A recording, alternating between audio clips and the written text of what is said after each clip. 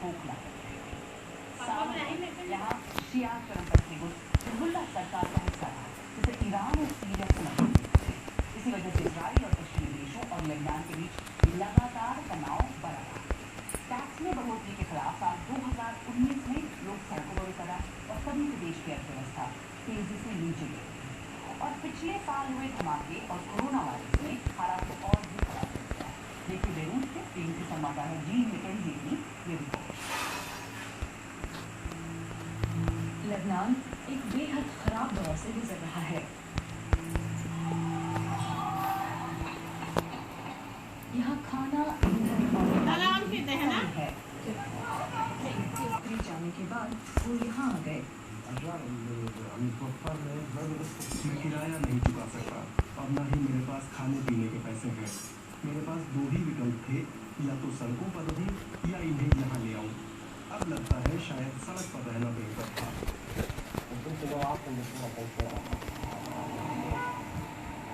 Petrol pump पर लोग घंटों से लाइन में ईंधन लेने के लिए खड़े हैं। देश में बिजली कटौती होती है जो शायद 24 घंटे तक जारी रह सकती है।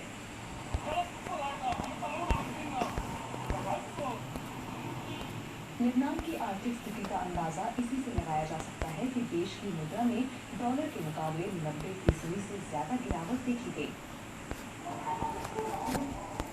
देश के प्रमुख सरकारी अस्पतालों में जान बचाने के लिए जरूरी दवाएं भी नहीं है।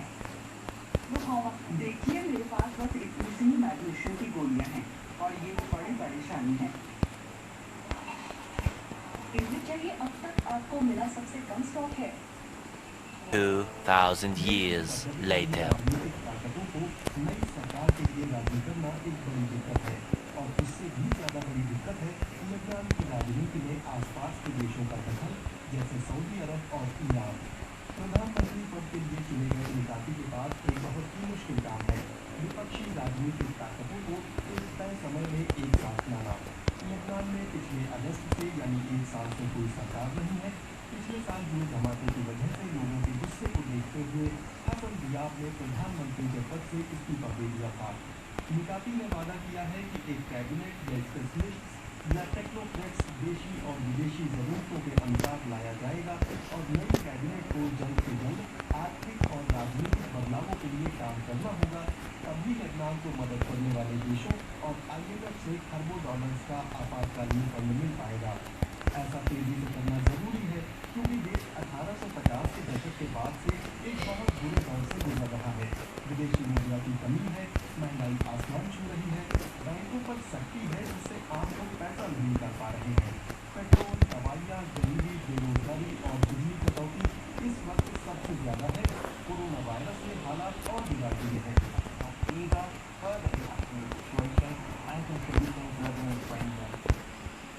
और एक ब्रेक के बाद दिखाएंगे कश्मीर घाटी में क्यों बना हुआ है डर का माहौल।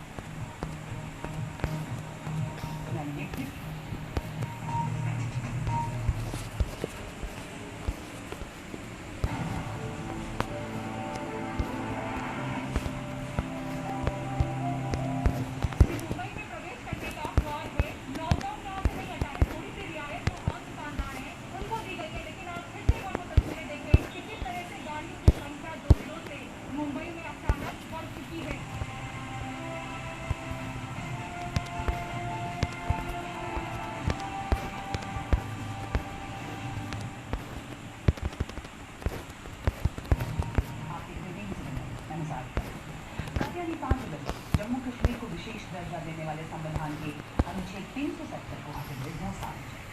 उसके बाद से बड़े पैमाने पर कश्मीर में सरकार विरोधी प्रदर्शन हुए थे, हिंसा होती थी, जिसकी जद कई पुलिस अधिकारी थे। इसी साल जून में कश्मीर में एक स्पेशल पुलिस ऑफिसर के परिवार की हत्या से पूरे क्षेत्र में डर बना है। पर यूं कई वारदातों में से एक है। इसके अलावा भी सुरक्षा बलों और चरमपंथियों के बीच कई झड़पें। अधिकारियों के मुताबिक इस साल कम से कम 90 संदिग्ध चरमपंथियों की मौत हुई और चरमपंथी गतिविधियों में 15 आम नागरिक की जान गई।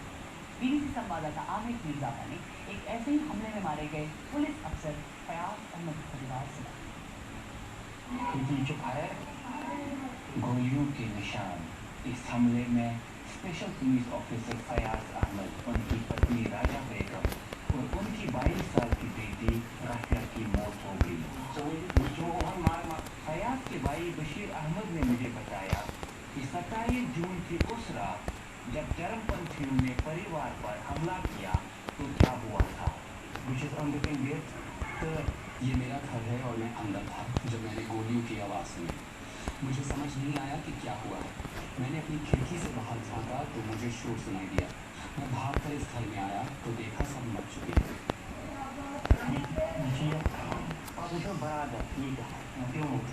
मेरा भाई यहाँ पर था, उसकी मौत हो गई थी। हर तरफ खून था। मेरी भाभी उसके बगल में थी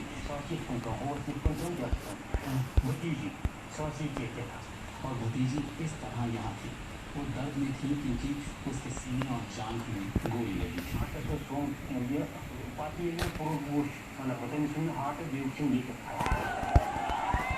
पड़ोसी और रिश्तेदार सब शोक में डूबे हुए हैं। आस पड़ोस में मातम छाया हुआ है। आज यहाँ से एक जनाजा उठ रहा है। कई सालों से कश्मीर में इसी तरह के हजारों मामले देखे गए। इसी साल संदिग्ध चरमपंथियों ने कम से कम 15 आम नागरिकों और 10 पुलिस वालों की जान ले ली है। पिछले कुछ दिन में इनोसेंट को सिविलियन हो या पुलिस वाला जो कहीं छुट्टी पर जाता है, कहीं घर जाते हैं या मस्जिद के पास नमाज पढ़ने जाते हैं, इसको टारगेट कर रहे हैं लोग। इस सोसाइटी में इस कश्मीर में एक ऐसा माहौल बनाना चाहते हैं। इनको डर है आने वाले दिन में यहाँ काफी टूरिस्ट आएंगे, लोग आएंगे, यहाँ पर अमन से होगा, इसको देखना नहीं चाहते हैं। पिछले कुछ महीनों में चरमपंथियों और सुरक्षा बलों के बीच हिंसक झड़पें काफी बढ़ गई है, जिससे जान और माल का काफी नुकसान हुआ है। इसी साल कश्मीर में कथित तौर पर 90 संदिग्ध चरमपंथी मारे जा चुके हैं, जिनमें ज्यादातर स्थानीय लोग थे। उनकी सिक्योरिटी फोर्सेस के साथ मुठभेड़ों में मौत हो गई। और ये तब हो रहा है जब भारत पाकिस्तान के बीच युद्ध विराम की वजह से सीमा पर शांति बनी हुई है। जम्मू और कश्मीर में चरमपंथ से जुड़ी गतिविधियों में शामिल होने का ट्रेंड पाकिस्तान ही सेट करता है। फिर वक्त के साथ जब उस पर अंतर्राष्ट्रीय दबाव पड़ता है तो पाकिस्तान इसे ऐसे दिखाता है जैसे ये भारत का घरेलू मामला हो। भारत की सरकार की जम्मू और कश्मीर को लेकर जो नीतियाँ रही हैं उन्हें भी लेकर नाराजगी है, लेकिन सरहद पार से लोग कम आ रहे हैं और स्थानीय लोग इससे ज्यादा जुड़ रहे हैं। But the overall trend is declining. Local participation is increasing. Bharat हमेशा से ही पाकिस्तान पर चरमपंथियों की मदद करने का आरोप लगाता रहा है, जिसे पाकिस्तान गलत बताता है।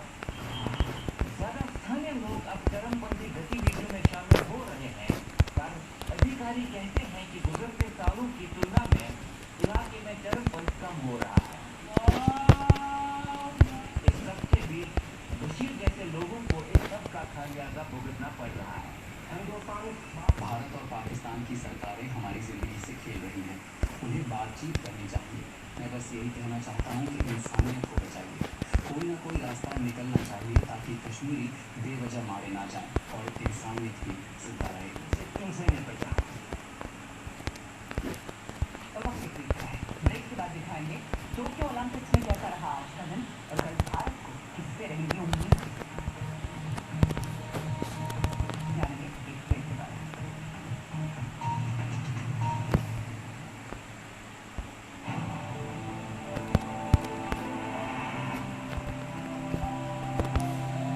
सिलेंडर में ऑक्सीजन भरवाने के लिए घंटों इंतजार करना पड़ रहा है। नेताओं के बयान, प्रशासन की चिट्ठी से अलग जमीन पर ऐसे हालात हैं कि लोग हैरान परेशान हैं।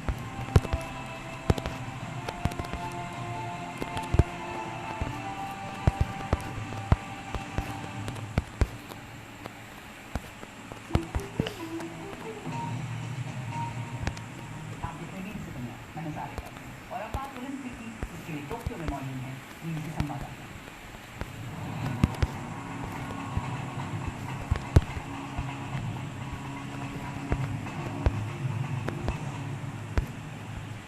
ओलंपिक में आज भारत की महिला हॉकी टीम इतिहास बनाते बनाते हैं और अर्जेंटीना से हार गई, पर अपने खेल को भी जीत लिया। प्रधानमंत्री नरेंद्र मोदी ने कहा कि उन्हें हॉकी टीम पर नाज है। अभी पुरुषों की हॉकी टीम को ब्रॉन्ज मेडल के लिए जर्मनी से टकराना है। अब किन खेलों पर होगी सबकी निगाहें? बता दें टोक्यो से BBC संवाददाता जानने लगा। मैं इस वक्त टोक्यो स्काई टॉवर में हूँ, जिसकी ऊंचाई है लगभग 634 मीटर और लगभग 2000